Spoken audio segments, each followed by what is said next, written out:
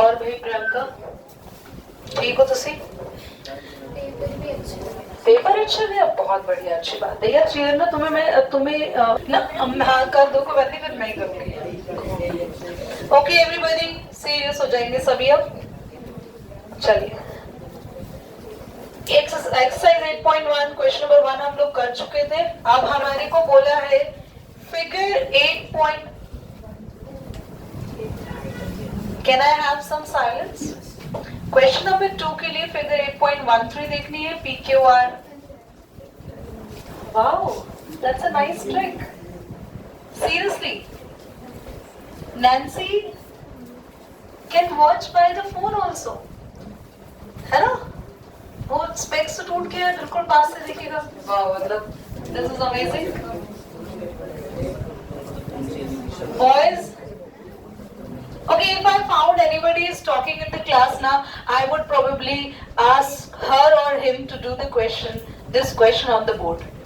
Okay, this is the return gift if they are talking in the class. Dilshad, you want to do the question on the board? You want to do the question on the board? Try to maintain the silence. 12 centimeter. What is this? We are not aware of this. हमें find क्या करना है गरिमा? Tan P minus cot R.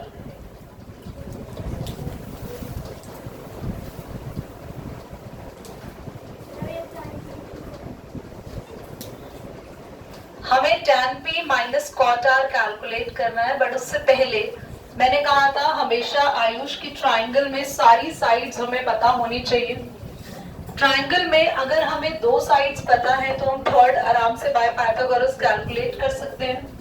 तो सबसे पहले by Pythagoras theorem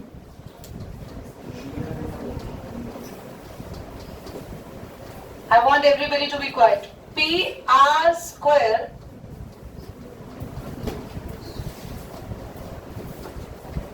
कोई तो है जो बात कर. कसम है तुम्हें ट्रिग्नोमेट्री तुमने बातें की तो.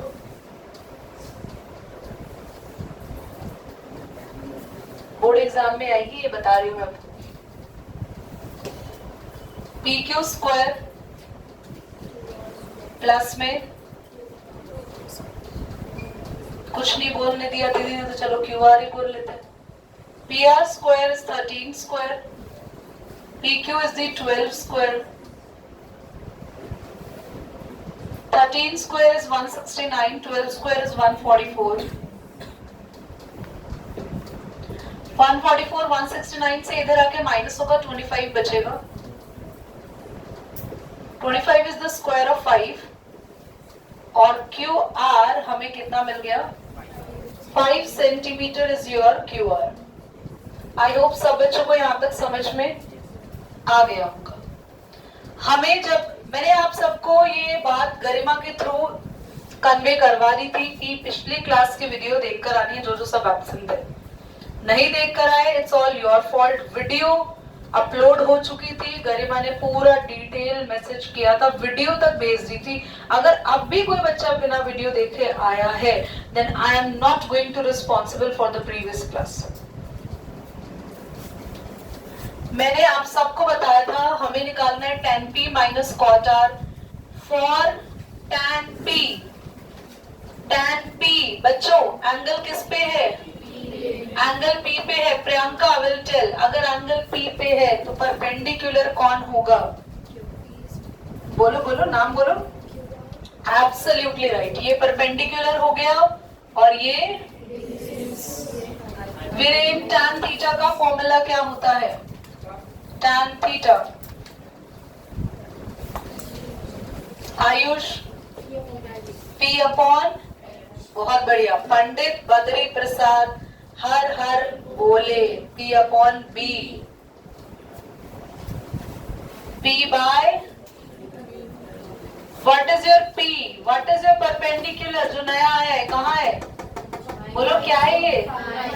QR 5 और बेस क्या tan P आ गया? सब बच्चों को समझ आ गया? नाउ लेट्स टॉक अबाउट क्या निकालना है? Cot R. कॉट आर का मतलब दोबारा ट्रायंगल बना दो और एंगल किस पे रख दो? अगर एंगल आर पे है तो आर के सामने वाली लाइन ये बेस और ये हाइपोटेन्यूज। नाउ कॉट थीटा का फॉर्मूला क्या होता है? tan से उल्टा b upon p। What is your base now? Base बोलो कितना है ये? What is your perpendicular? ये भी कितना आ गया? सब बच्चों को समझ आ रहा है? जहां एंगल है उस अकॉर्डिंग हमने ट्रायंगल पे चीजें डिसाइड कर ली।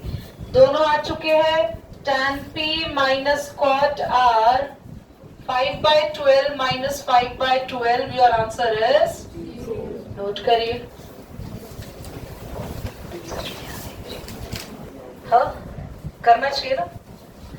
देखो बात को ध्यान से सुनना आप सभी बच्चे। ये कोई छोटा मोटा टॉपिक नहीं है कि उस बच्चे को डिप्रेशन हो गया, उसने सुसाइड कर लिया, मम्मी ने डांट दिया, उसने सुसाइड कर लिया, पापा ने डांट दिया, या फ्रेंड्स ने बुली कर लिया और आपने सुसाइड। मेरी बात को बहुत ध्यान से सुनना। हमारी लाइफ में ना ये जो छोटी छोटी चीजें होती है ना, इनका थोड़ा सा लिमिटेड सा फेज होता है। अगर मम्मी पापा ने या टीचर्स ने डांटा भी है तो वो फेज थोड़ी देर तक होगा। आप नोटिस करना, आपको खुद से वो मनाने आते हैं कुछ देर बाद या दिनों बाद, वो खुद से प्यार से समझाते हैं। हर बार फर्स्ट टाइम पे आप कुछ भी गलत करते हैं तो उनका गुस्सा करना जायज है, पर आप ये सोच लो आपकी लाइफ में जब आप सक्सेसफुल होंगे ना तो मम्मी और पापा को छोड़ के पूरी दुनिया जलेगी। Everybody will jealous except your mom dad. सगे भाई बहन भी जलने लग जाते हैं, ये इतना सक्सेसफुल क्यों हो गया। तो उनको सबसे ज्यादा दुख भी होता है जब आप सक्सेसफुल नहीं होते हैं, जब आपके मार्क्स नहीं आते। तो वो आपको जब डांटते हैं तो ये उनका दुख जाहिर करने का एक इमोशन है। वो दुखी है इसलिए डांट रहे हैं, जस्ट बिकॉज उनको आप बुरे नहीं लग रहे हो। यू आर, आप तो बुरे लगते तो वो आपको, वो अपने पड़ोसी के बच्चे को डांटने नहीं जाते, अपने बहनों के बच्चों को, अपने भाई के बच्चों को, अपने रिलेटिव्स के बच्चों को डांटने नहीं जाते हैं। वो सिर्फ अपने ही घर के बच्चों को डांटते हैं, जिसके पीछे का सिर्फ एक लौटा रीजन है कि उन्हें दुख होता है जब आपके नंबर नहीं आते, उन्हें आपसे अटैचमेंट है। आपको पता है, एक गर्ल की स्टोरी सुनाती हूँ मैं। वो एक एग्जाम देती है और एग्जाम देने के बाद यूपीएससी का क्लियर कर जाती है। जब उसका एग्जाम क्लियर होता है ना, वो एक इमोशनल सा पोस्ट डालती है और उसकी फ्रेंड का रिप्लाई आता है।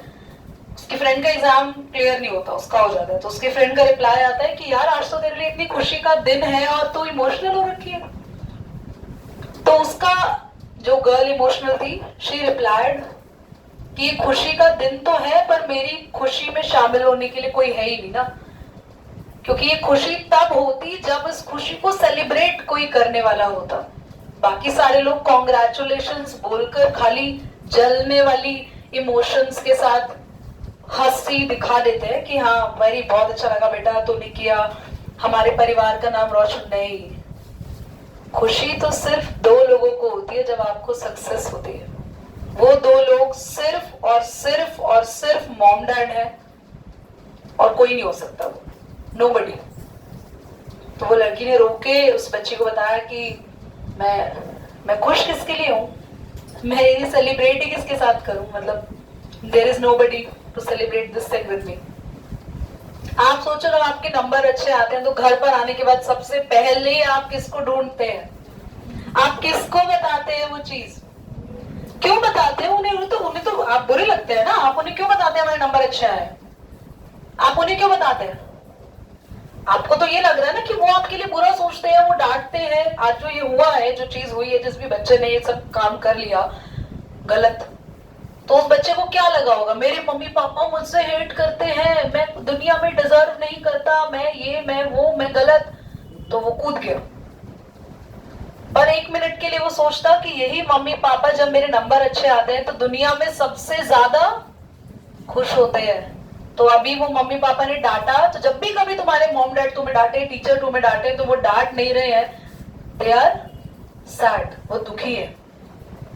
तो ये समझ लेना वो दुखी है, थोड़ी देर के लिए डांटा है तो एक कान से सुन लेना और दूसरे से निकाल देना, ठीक है। मार्क्स मैटर नहीं करते बच्चों, कभी भी मार्क्स मैटर नहीं करते, मेरे लिए तो कभी नहीं करते। आई एम अ टीचर और मैं खुद कह रही हूं मार्क्स मैटर नहीं करते, मैं बोल रही हूँ इस पे, ये मैं बिल्कुल इसको डालूंगी वीडियो को एज इट इज। मार्क्स इसलिए मैटर नहीं करते क्योंकि मार्क्स आपकी सक्सेस को डिसाइड नहीं करते। आज सक्सेसफुल वो भी है जिनके पास कोई डिग्री नहीं है, अच्छा खासा बिजनेस कर रहे हैं, करोड़ों में कमा रहे हैं, और आज वो लोग खाली बैठे हैं घर पे जिनके पास डिग्रीज है, जिनके पास मार्क्स है। तो आपकी सक्सेस की निशानी है आपका कॉन्फिडेंस, आपका माइंड, आपकी स्किल, आप किस टाइम पे कैसा एक्शन लेते हैं, आप कितना अच्छा सोचते हैं, आपके अंदर स्किल्स कितनी है, आपका कॉन्फिडेंस लेवल कितना है, कम्युनिकेट कितना अच्छा करते हो, तो बेटा आप सक्सेसफुल जरूर हो जाओगे, चाहे 20 में से आपके 13 ही नंबर क्यों नहीं आते। बट आपके 20 में से 20 नंबर आते हैं, बोलना आपको आता नहीं है, कॉन्फिडेंस आपका 0 है, बात अपनी आप रख नहीं पाते, तो नंबर को पेपर के अंदर बंद करके आप घर में संभाल के रख देना, क्योंकि उससे शायद आप सक्सेस नहीं ला पाएंगे। तो आई थिंक ये वीडियो से मैं पेरेंट्स को भी बोलना चाहूंगी और बच्चों को भी बोलना चाहूंगी। पहली बात, अननेसेसरी अनड्यू प्रेशर बच्चे ना फील करें अपने ऊपर। कभी नंबर कब आएंगे तो कभी ज्यादा भी आएंगे, ये तो लाइफ का पार्ट है। Study is the part, is study is the life, क्या स्टडी ही लाइफ है? Study is the part of life. तो वो पार्ट ऑफ लाइफ की लाइफ को खत्म कर दे बेटा। फेलियर भी होता है लाइफ में, तो बच्चे फेल भी हो जाते हैं। वो यूटी के मार्क्स के लिए somebody has done this, तो वो मुझे डाइजेस्ट ही नहीं हुई बात। यूटी के नंबर, अरे नंबर, अगर कोई बच्चा 10th में भी फेल हो रहा है तो there is a second chance है, दोबारा हो जाएगा। एक बार हो गया तो क्या हो गया, लाइफ रही तो 10 बार 10th कर लेंगे हम, और लाइफ ही खत्म हो गई तो फिर आप यूटी तो क्या, आप कुछ ही नहीं करने लायक हो। वो पूरे जिंदगी में जो पेरेंट्स ने तुम्हें पढ़ाया वो रखा रह गया, उन्होंने जो पैसा लगाया वो खराब, आपने एक सेकंड नहीं लगाया उस लाइफ को खत्म करने के लिए, जो लाइफ आपने क्रिएट भी नहीं की थी। इस पे कोई हक नहीं है आपका, आप अपने आप को ऐसे मारे या सुसाइड कर ले, because this is not your life. Have you created your life? Have you created your body? So you are not having any right to destroy your body. Pause करना, मैं एक चीज बताती हूँ। चलो कम बैक, क्वेश्चन समझ आ गया था नहीं? चलो आगे देखते हैं क्वेश्चन नंबर। अच्छा एक काम करते हैं बच्चों, क्योंकि हमारे पास टाइम कम है, हमने ज्यादा डिस्कशंस आज कर लिए, मैं स्क्रीनशॉट भेज दूंगी, नोट नहीं करते आज, ठीक है? तुम्हें दिशा शेयर कर देगी फोन पे, सिर्फ समझ लो ताकि हम जल्दी क्वेश्चंस कर पाए। बच्चों क्वेश्चन नंबर 3 हो गए सेटल? साइन ए हमें कितना दिया हुआ है जल्दी से बताओ? 3/4। रीड करो जितेश, क्वेश्चन आगे क्या कह रहा है?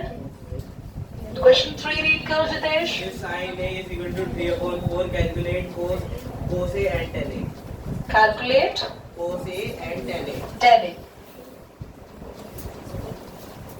बोर्ड पे देखेंगे question number 3। If sin A is equal to 3/4, कितना है sin A? 3/4. तो कैलकुलेट क्या करना है?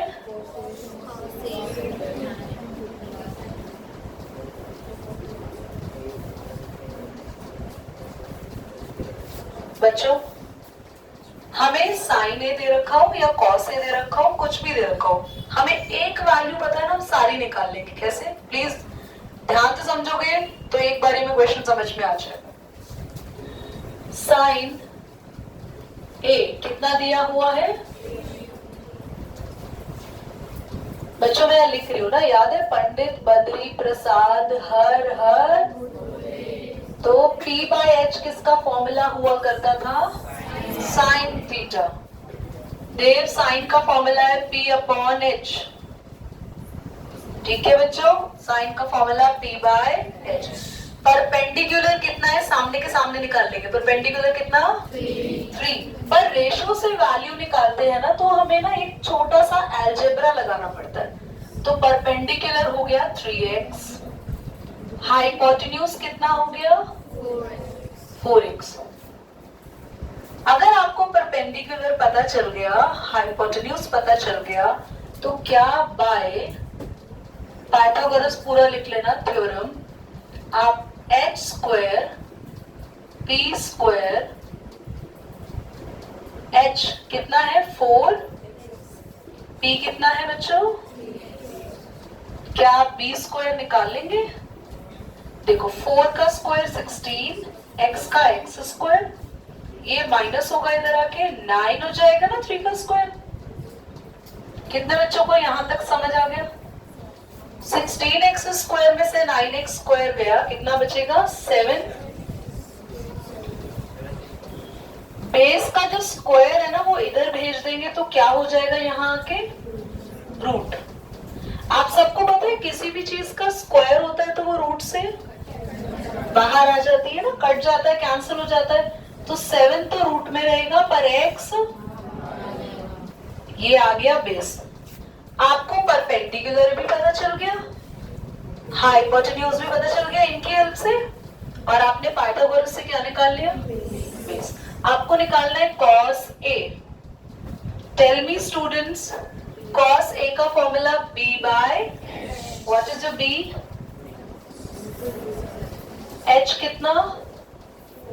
x से x, ये आ गया tan A P बाय, मैं यहां पे भी लिख दूं जरा,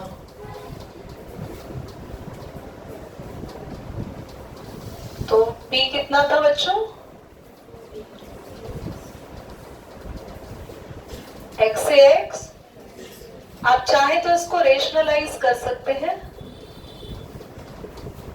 आता है ना 9th वाला रेशनलाइज।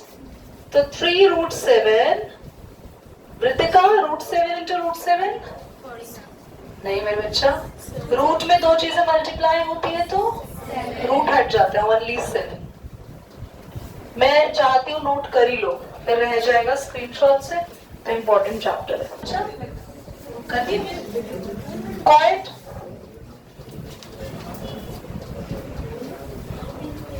बोलो।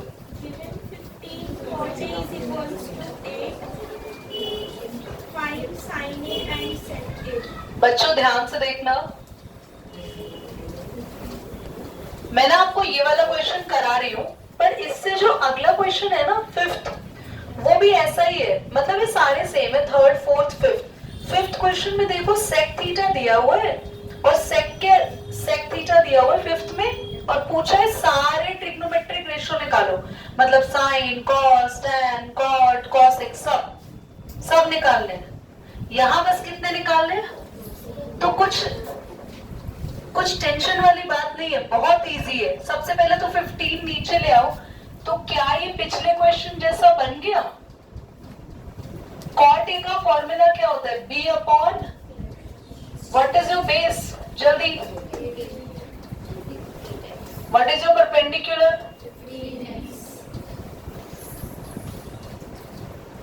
ठीक है बच्चों, अब हम यहाँ पे हाइपोटेन्यूज का स्क्वायर इक्वल टू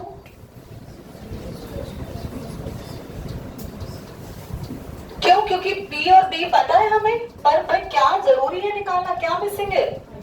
देखो जो तुम्हें पता चल जाए उसके अलावा दूसरा मिसिंग निकाल दो, ठीक है?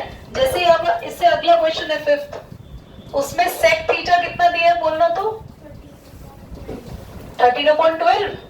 सेक का फॉर्मूला क्या होता है?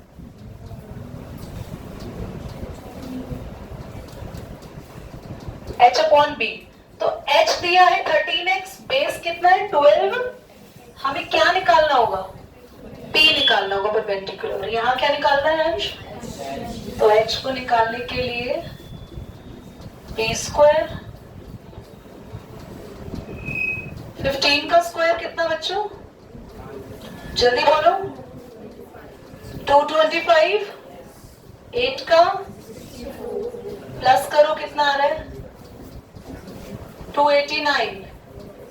289 किसका स्क्वायर होता है? 17 का, है ना? तो h कितना आ गया? Under root 289। 289 किसका स्क्वायर है? और x स्क्वायर x। हाँ, हाइपोटेन्यूज आ गया। बस हमें निकालना था साइन। साइन का फॉर्मूला है, बोलो जल्दी से बोलो। साइन है p अपॉन, बच्चों जिसको नहीं आता मैं उनके लिए लिख रही हूँ। पहला फॉर्मूला ये साइन कॉस टैन। इनका उल्टा कर देंगे ना, p अपॉन h की जगह h अपॉन p कर दोगे, कॉसेक। इसका उल्टा सेक और टैन का उल्टा कॉट। तो साइन होता है p बाय h। p कितना है? h कितना? और सेक का फॉर्मूला बोलो। h उल्टा इससे, b अपॉन h से उल्टा, तो h अपॉन b। क्या आपको समझ आ गया क्वेश्चन?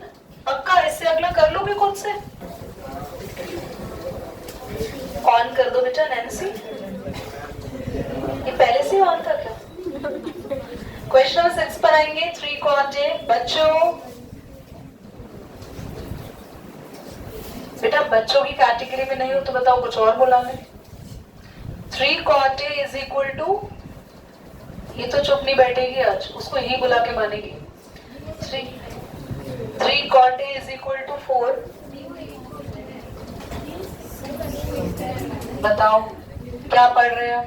डिप्रेशन में आ गए हम भी। Angle A and angle B are acute angle such that cos a equal to cos b। चलो देखो ध्यान से बच्चों, आपके पास एक ट्राइंगल होगा और एंगल ए और बी क्या है? एक्यूट। एक्यूट अंश, आप क्लास से बाहर जा सकते हो बेटा, और ये डॉली को भी ले जाओ अपनी। ध्यान दो यहाँ पे, ए और बी क्या है? Acute angles. एक्यूट का मतलब जो 90 से छोटे होते हैं, जो डॉली थोड़ी सी आ रही, 90 से छोटे। ट्रिग्नोमेट्री कौन से ट्राइंगल पर बेस्ड है? राइट एंगल ट्राइंगल पे, जिसमें से एक एंगल कितना होता है? तो बाकी के दोनों क्या हुए? Acute angles. ठीक है, क्वेश्चन कह रहा है एंगल ए और बी, ध्यान से सुनो सभी, दिमांशु, एक्यूट एंगल्स cos a किसके इक्वल है? दीदी सी तो दिया नहीं था, मैंने अपने मन से सी माना इसको ट्राइंगल में, क्योंकि मुझे दो ही चीजें पता थी, ए और बी, तो मैंने थर्ड को सी मान लिया। cos a किसके इक्वल है? cos b के। तो मुझे ये चीज गिवन है, प्रूव करना है एंगल ए इक्वल होंगे। बच्चों अगर angle A angle B equal करना है तो क्लास 9th वाला लॉजिक थोड़ा सा लगा ले। अगर मैं ये दो साइड इक्वल कर दूं, तो हमने पढ़ा था ना angle opposite to equal side. दो साइड अगर ट्राइंगल में इक्वल हो जाती है तो उनके सामने वाले एंगल्स क्या हो जाते हैं? चलो सबसे पहले cos a और cos b से स्टार्ट करते हैं, ये गिवन है हमें। अगर एंगल में a पे रखूं, एंगल एक बार a पे, चलो दो बना लेते हैं ट्राइंगल्स, तुम्हारे लिए इजी रहेगा। एक बार एंगल a पे रखते हैं और एक बार एंगल, अगर एंगल a पे है तो ये परपेंडिकुलर, ये बेस, और ये cos का फॉर्मूला क्या होता है? जल्दी बोलो। cos theta b upon h। क्या है इधर का b? जल्दी बोलो। AC upon AB। अब अगर एंगल b पे है, जल्दी बोलो, परपेंडिकुलर क्या होगा? ये बेस और ये, तो cos थीटा का फॉर्मूला b अपॉन h इस ट्राइंगल के हिसाब से क्या निकलेगा? b upon h। बोलो जल्दी। BC अपॉन, इतनी बात समझ में आई? cos थीटा का फॉर्मूला लगाया। ये साइड्स कैसे आ रही है? हमने साइड्स को कैसे लिखा? एंगल ए पे था तो ये परपेंडिकुलर, ये बेस, जब एंगल बी पे था तो ये परपेंडिकुलर। समझ में आ रहा है? फॉर्मूला क्या था? b upon h। तो इस ट्राइंगल का b अपॉन h हो गया AC अपॉन AB, इस ट्राइंगल का b अपॉन h हो गया BC अपॉन AB से AB। नाउ AC किसके इक्वल आ गया, तो आप क्या लिखोगे, angles, therefore angles opposite to equal, sides are equal. So कौन से एंगल इक्वल हो जाएंगे, एंगल ए, एंगल बी, क्योंकि हमने कौन सी साइड इक्वल करी है, AC और, तो AC के सामने कौन सा एंगल है इसके, ये वाला, और BC के सामने कौन सा एंगल है, ठीक है। चलो हेंस प्रूव्ड हो गया।